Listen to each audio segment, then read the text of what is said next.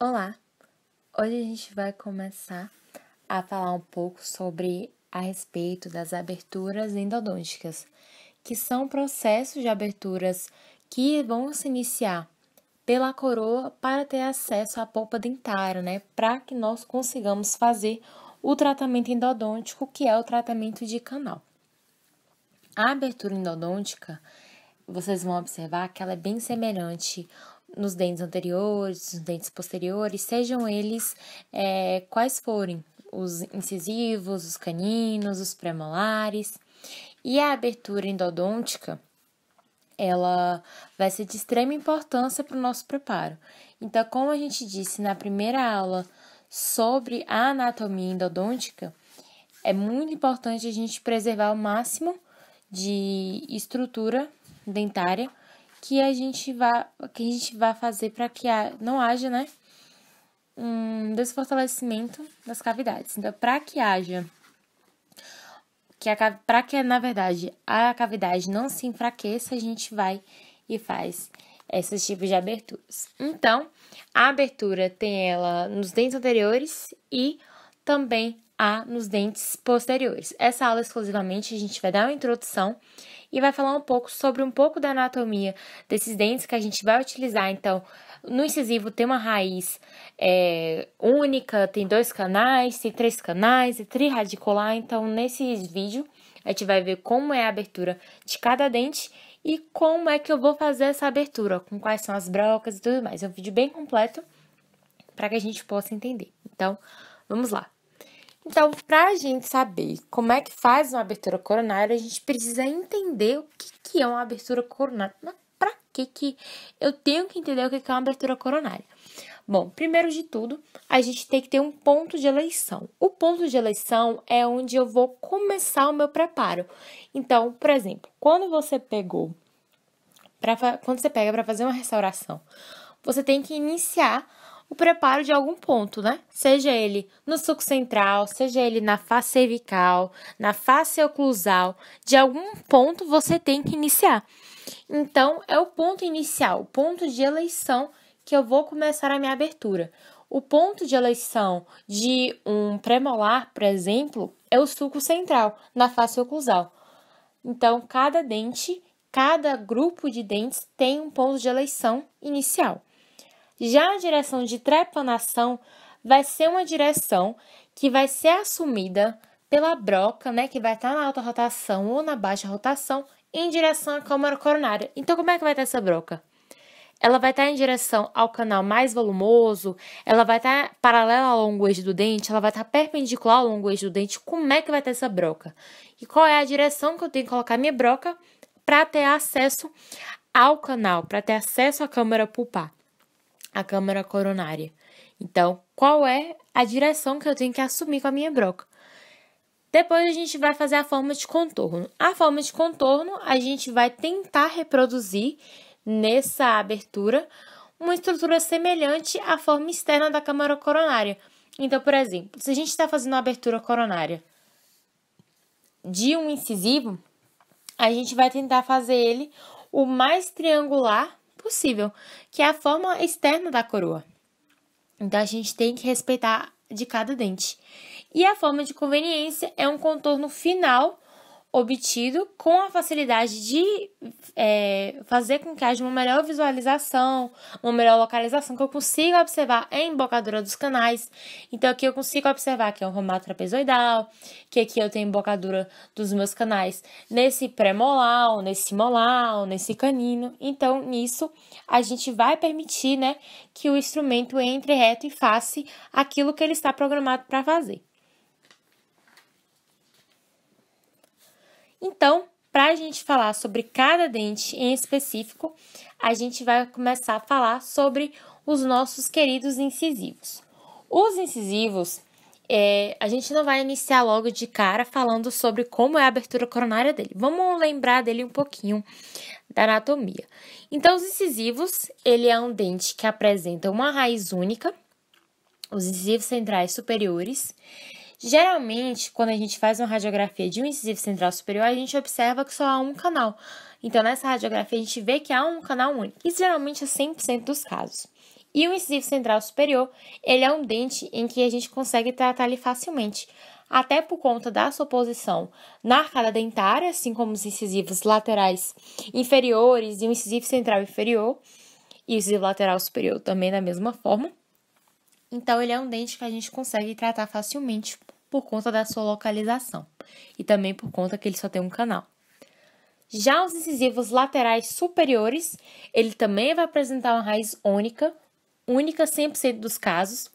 E assim como o incisivo central superior, eles dois vão apresentar uma forma cônica triangular. Então, a gente consegue observar na coroa que é um formato de um triângulo, só que mais cônico. Então, tanto o incisivo central quanto o lateral vai ter esse formato cônico, tanto da coroa do dente quanto da raiz. A raiz do incisivo lateral superior, ao contrário da do central, ela vai ter um pouco de achatamento no sentido mesodistal. Olhem só a diferença do incisivo central para o incisivo lateral. Então, a gente consegue observar um achatamento nessa raiz. E esse achatamento pode fazer com que haja uma complicação anatômica, que é com que haja um desvio apical muito grande para a distal. Então, às vezes, esse achatamento é tão grande que a raiz está desviada para distal. E aí, isso vai dificultar, muitas vezes, o tratamento endodôntico. Então, a gente tem que tirar uma radiografia para a gente confirmar. E ele é um canal único, também em 100% dos casos, assim como o incisivo central superior. Já o incisivo central inferior, aquela hora que estava dizendo, sobre o incisivo central superior, ele também é um dente que tem uma raiz única, então a gente consegue observar que é uma raiz única, só que agora o formato da raiz dele vai ser diferente, não vai ser cônica triangular como os incisivos superiores, vai ter uma forma elipsoidal, é como se fosse um formato de uma elipse, essa raiz. O incisivo central inferior, ele apresenta um canal único, na maioria dos casos, e ele é achatado de mesial para distal. Só que esse achatamento, às vezes, ele pode ser tão grande, mas tão grande que pode vir a formar 2 canais. Isso não é muito comum, mas pode vir a ocorrer. Aí a gente precisa tirar uma radiografia para confirmar a presença de 2 canais quando aparece, né? Porque senão aparece só ali no momento que você está fazendo a abertura coronária, que você vai observar se tem 2 canais ou não. Mas o incisivo central inferior é o dente dos grupos dos incisivos que tem mais chances de ter 2 canais. Os incisivos laterais inferiores também têm a chance de ter 2 canais, só que é uma porcentagem bem menor do que o incisivo central inferior. Os incisivos laterais inferiores, eles também vão ter a raiz única, também vão ter uma forma elipsoide, só que essa forma elipsoide dela vai ser mais cônica. É como se o incisivo lateral inferior tivesse um formato cônico dos incisivos superiores e um formato elipsoidal do incisivo central inferior.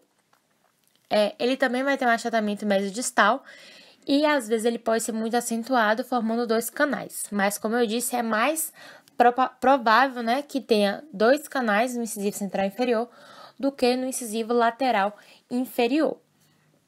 Dito isso, como é que a gente faz um tratamento endodôntico nesses dentes?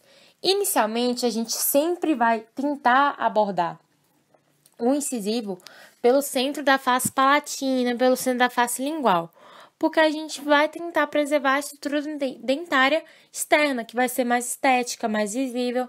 Então, caso ocorra algum desastre, a gente não precisa se preocupar muito por estar na face externa do dente, na face de trás do dente, né? Na face posterior. Então, a gente vai entrar com a broca. Qual é a broca que eu utilizo? Geralmente, a gente aprende que o incisivo a gente utiliza uma broca com a ponta diamantada esférica. E aí a gente pode utilizar, por exemplo, a 1014, a 1012, a 1016, que são as mesmas brocas que a gente faz uma abertura coronária para, por exemplo, fazer uma restauração.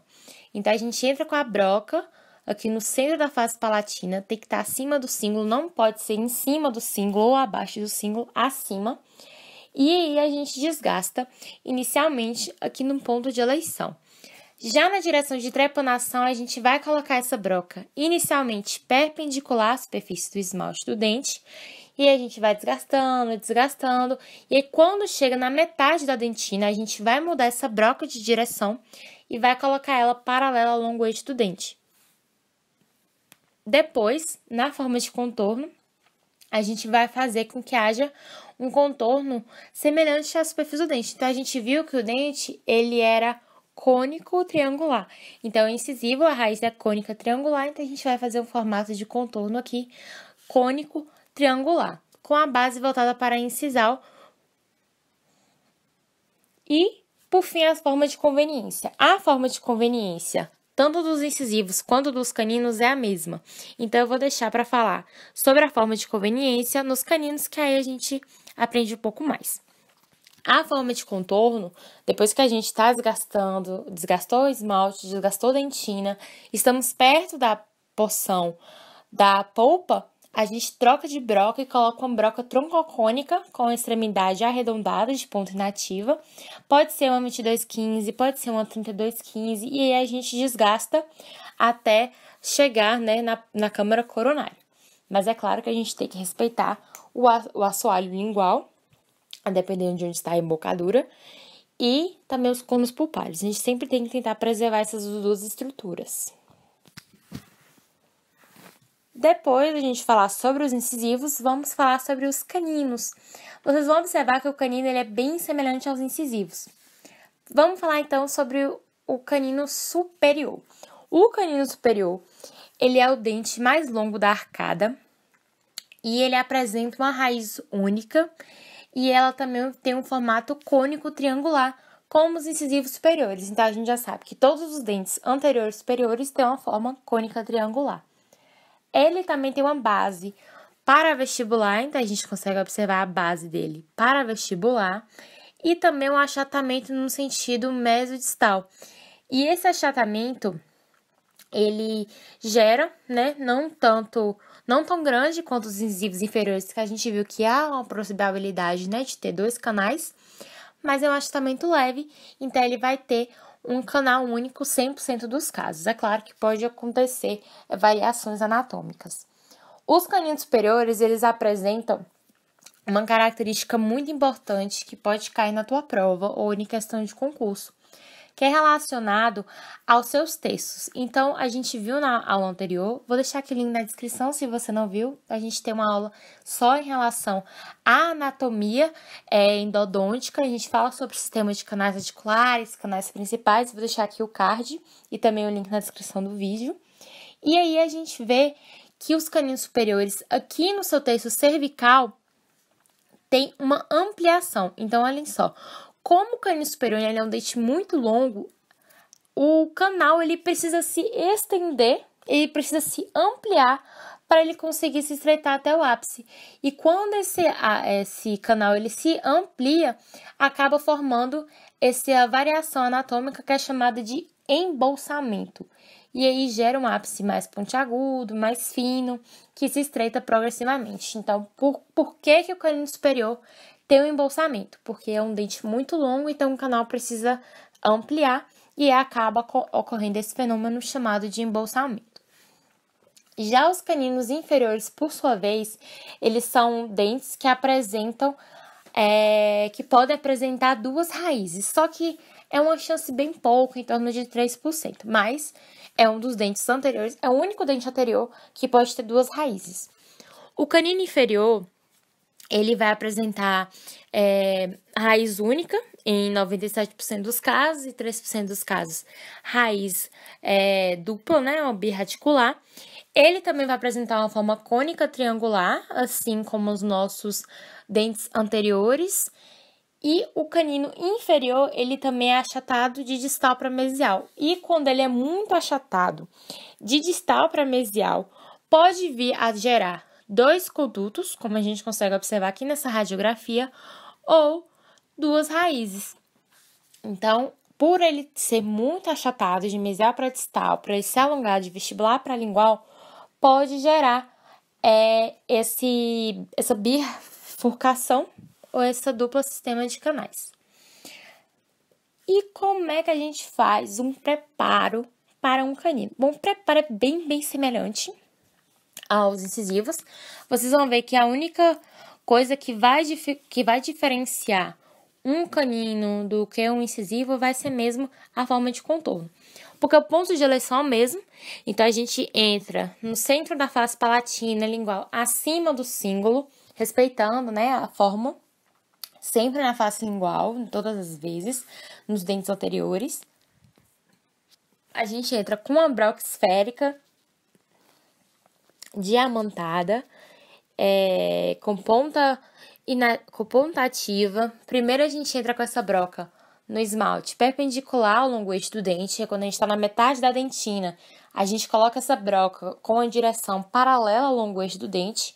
E aí vamos desgastando. Quando a gente estiver próximo à câmara pulpar, a gente troca de broca, coloca uma ponta coloca uma troncocônica esférica com extremidade arredondada. E essa troncocônica a gente vai até a câmara pulpar. E na forma de contorno, a gente vai fazer uma forma de contorno, como a gente disse, semelhante à fossa externa do dente. E a forma de contorno dos incisivos, a gente viu que era diferente, que era uma forma de contorno triangular. Já a forma de contorno dos caninos, ela é ovalada e tem um eixo maior no sentido cérvico-incisal. Então, a gente precisa estar lidando com isso na hora que a gente for fazer um preparo para os caninos. E, como eu estava dizendo, eles vão apresentar uma forma de conveniência igual. Forma de conveniência é como se fosse o acabamento daquela margem. Então, a forma de conveniência vai ser sempre as paredes proximais, discretamente expulsivas. Então, quando a gente for fazer o desgaste das faces proximais, sejam essas faces as interproximais ou não, a gente vai sempre fazer isso discretamente expulsiva internamente. E a gente pode vir a remover uma projeção palatina com a Broca's Gates-Guilty. Só que isso vai variar muito de profissional para profissional. Provavelmente, se você está tendo aula sobre isso, a professora explicou certamente como é. Mas como há diferenças, não vou abordar muito sobre isso na aula de hoje. Então é isso, eu espero muito que vocês tenham entendido em relação às nossas faces, né, os nossos dentes. É bem semelhante e bem fácil. Eu recomendo vocês estudarem com isso por resumos. Então, tipo, faz uma tabela bem grande. Já coloca quais são as raízes incisivos, quais são os canais. E aí a gente consegue aprender mais assim. Então, muito obrigada por ter estado aqui. E valeu!